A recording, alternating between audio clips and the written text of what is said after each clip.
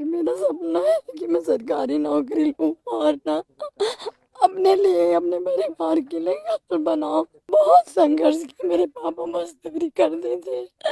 उस स्थिति मेरी मम्मी काम करती है बाहर जाके, तब जाके मैं पढ़ी लिखी। नौकरी की जब बातें आई तो मैं ऐसे भटक रही। 26 साल हो गए हैं सर, मुझे कब नौकरी मिलेगी तो मैं कब कुछ करूंगी। शादी का भी प्रेशर रहता है सर। मैं एकदम ना मतलब गरीब परिवार से हूँ कि नहीं देगा सरकार। फालतू वहाँ जा रहे हो, मीडिया बैठ कर हाईलाइट हो रहे हो। मैं अपने आंखें से हाईलाइट हो रही हूँ सर। मुझे सरकारी नौकरी चाहिए। पालन करो, हाईकोर्ट के आदेश का पालन करो, पालन करो, सुप्रीम कोर्ट के आदेश का पालन करो, पालन करो, सुप्रीम कोर्ट के आदेश का पालन करो, पालन करो। शिक्षा मंत्री नियुक्ति दो, शिक्षा मंत्री नियुक्ति दो, डीएड को नियुक्ति दो, सीएम साहब नियुक्ति दो, डीएड को नियुक्ति दो, सीएम साहब नियुक्ति दो, डीएड को नियुक्ति दो, नियुक्ति दो या मुक्ति दो, नियुक्ति दो, मुक्ति दो, नियुक्ति दो, नियुक्ति दो। दोस्तों, आज एक ऐसी खबर जो मेन स्ट्रीम मीडिया से गायब है। जी हाँ, कहानी छत्तीसगढ़ की है।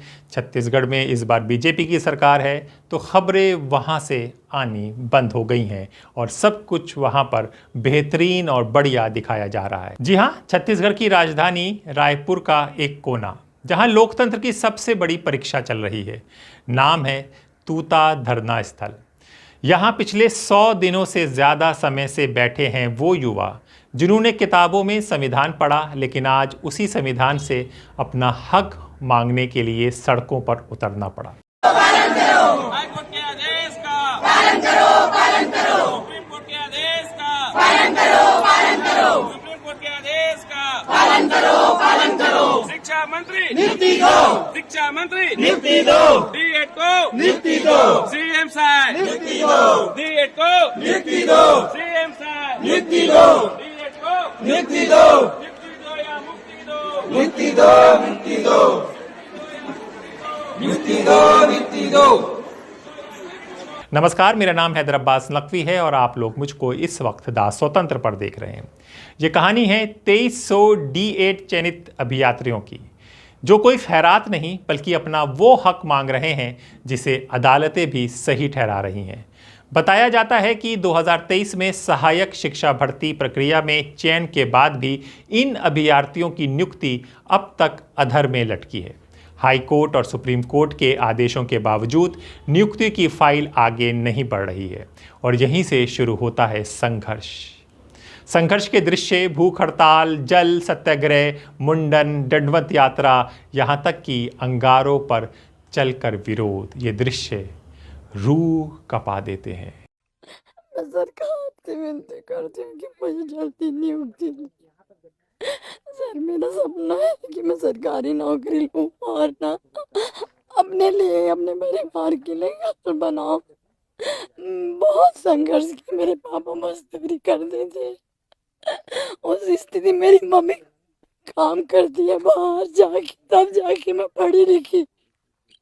उसके बाद नौकरी की जब बातें आई तो मैं ऐसे भटक रही। 26 साल हो गए हैं सर, मुझे कब नौकरी मिलेगी तो मैं कब कुछ करूंगी। शादी का भी प्रेशर रहता है सर। मैं एकदम ना मतलब गरीब परिवार से हूँ।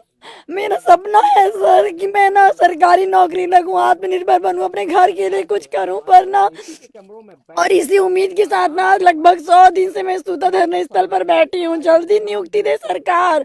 मैंने अपने पिताजी को खो दिया, मैंने बहुत सारी चीजें खो दी सर, सिर्फ एक नौकरी के लिए। मतलब जो सरकारी नौकरी तैयारी वही करता है जो गरीब होते हैं, जिसके सपने होते हैं कुछ करने के लिए। जो अमीर रहते हैं वो ही सपना नहीं देखते। हम पढ़ाई करते हैं, हम जो मतलब जो लड़कियां जिस उम्र में खेलती कूदती है, घूमती है, हमने संघर्ष किया सर। हम पढ़े हैं घर में बैठकर, किस लिए? ताकि हम आत्मनिर्भर बन सके। सरकारी नौकरी, मेरे घर में किसी का सरकारी नौकरी नहीं है सर। मैं इसी उम्मीद के साथ तैयारी की हूँ, मेरा सरकारी नौकरी लगेगा।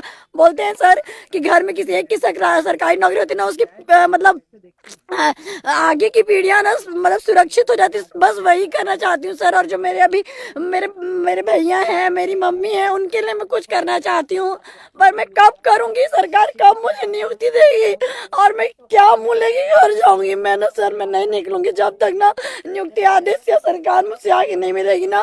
सब निकल जाए, मैं यहाँ पे डूब के मर जाऊंगी, मैं नहीं निकलूंगी, मैं बाहर जाऊंगी। सब मेरे से प्रश्न करेंगे। यहाँ तक लोग मुझे बोलते हैं कि जब कुछ नहीं हो रहा तो घर आ जाना, ऐसा भी बोलते हैं मुझे। बोलते हैं कि कुछ नहीं कर रहे सरकार, नहीं सर, सही सुनेगी ये सरकार। हौसला रखिए। मैं क्या बोलूंगी? मैं सबको क्या जवाब दूंगी? बच्चा बीच में घर गई थी तो बोल रहे थे कि नहीं देंगे सरकार, फालतू वहां जा रहे हो, मीडिया बैठ कर हाईलाइट हो रहे हो। मैं अपने खुद हाईलाइट हो रही हूँ सर। मुझे सरकारी नौकरी चाहिए, मुझे सरकारी नौकरी चाहिए। सरकारी नौकरी से मैं सुनी हूँ कि सब अच्छा हो जाता है। मुझे वो माँ से मार जाए, मुझे शिक्षक बनना है। मुझे कि प्रजातंत्र देश में अपने हक के लिए कितना संघर्ष करना पड़ रहा है युवाओं को। इन युवाओं ने हर शांतिपूर्ण तरीका अपनाया, लेकिन बदले में मिला सिर्फ आश्वासन, इंतजार और वाटर कैनन। सर, हमें सरकार मजबूर करी है। देखिए, हमने दंडवत यात्रा निकाले, विधानसभा के दौरान बहुत सारे क्वेश्चन जवाब हुआ, तो उसमें शिक्षा मंत्री खुद बोले हैं कि 1302 पोस्ट खाली है।